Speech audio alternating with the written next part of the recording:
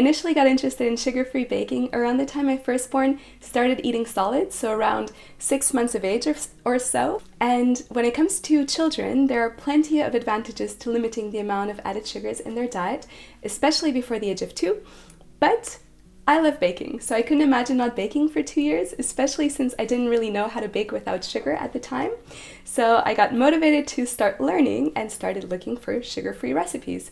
But as I would soon find out, and as you maybe have already found out, coming across recipes that are truly free of added sugars is no easy task. At least in my experience, most of the recipes simply replace the white sugar with an alternative sweetener like maple syrup or raw sugar or coconut sugar, which in my case completely defied the purpose, because although these alternative sweeteners are slightly better than refined sugar, they still remain sources of added sugars.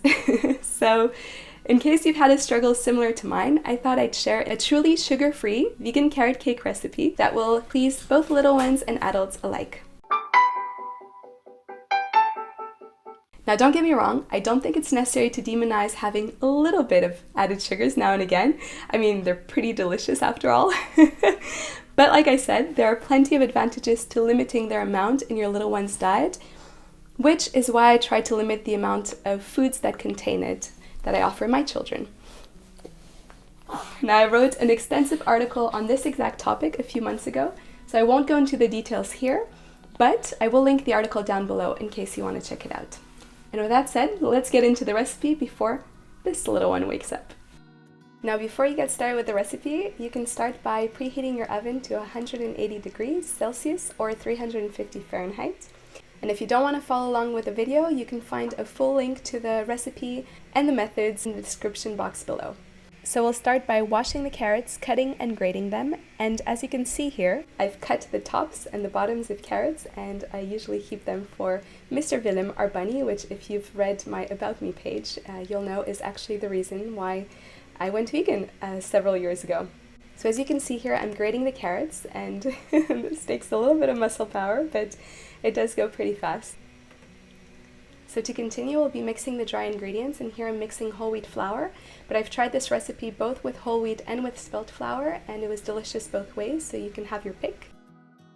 And to the flour, I'm adding baking powder, cinnamon, and nutmeg. Then I'll be mixing 2 tablespoons of flax seeds with 6 tablespoons of hot water, and you can substitute the flax seeds for chia seeds if you prefer. And then measuring out the amount of coconut oil that I need, and adding the jellified flaxseed and water mixture to it, as well as some plant milk and a little bit of vanilla extract and some apple cider vinegar. And then I'm sweetening this mixture with dates, which is my source of natural sugars in this recipe. And I've used, I think, 4 to 5 dates, but you can adjust this amount based on if you want your mixture to be sweeter or less sweet. You can just taste it after you blend everything together. And now I'm mixing my wet ingredients together with my dry ingredients and adding the carrots, and just make sure not to overmix here, because if you overmix you will have a denser cake instead of a fluffier cake. And if your batter is not mixing properly, you can always add a little touch of extra plant milk. Now it's time to chop the walnuts and add them to the recipe. I find that this gives a nice little crunch factor to the carrot cake recipe, and in my opinion you can never have too many walnuts, so I've added a little bit of extra.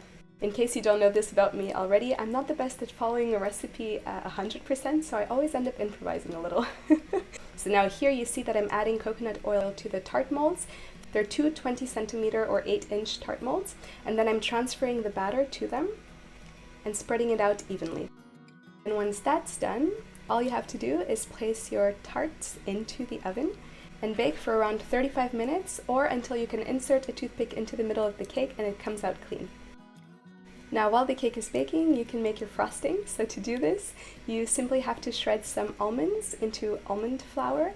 Now as you see here, I've used almonds with their skin, which ended up resulting into a frosting that has a bit of a brownish tint. But if you do wish for your icing to be a little bit whiter, you can always use almonds that don't have the skins on them. And if, like me, you have a hard time finding this at your supermarket, you can remove the skins yourself. It's pretty simple. You add some boiling water to your almonds, and then you allow them to sit for 1 or 2 minutes, and then drain them and simply rub off the skin. Now if you find that it's still difficult to rub off the skin at this point, you can repeat the process one more time, and then you should have no problem doing it.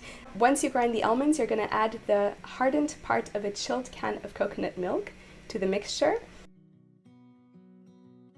and then a little bit of vanilla extract, some fresh orange juice, and dates to sweeten. And again, you can adjust the amount of dates based on how sweet you want your frosting to be. In this case, I think I used 6. And then simply blend everything together. Once your cakes come out of the oven, you want to let them cool completely before you add the frosting.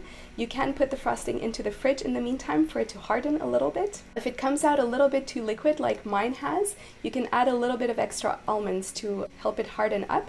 I simply didn't have any almonds left at this point, so mine is a little bit runny, but yours should not be this runny. Learn from my mistakes. And then to assemble the cake, simply put frosting on the first layer and then add the second layer on top.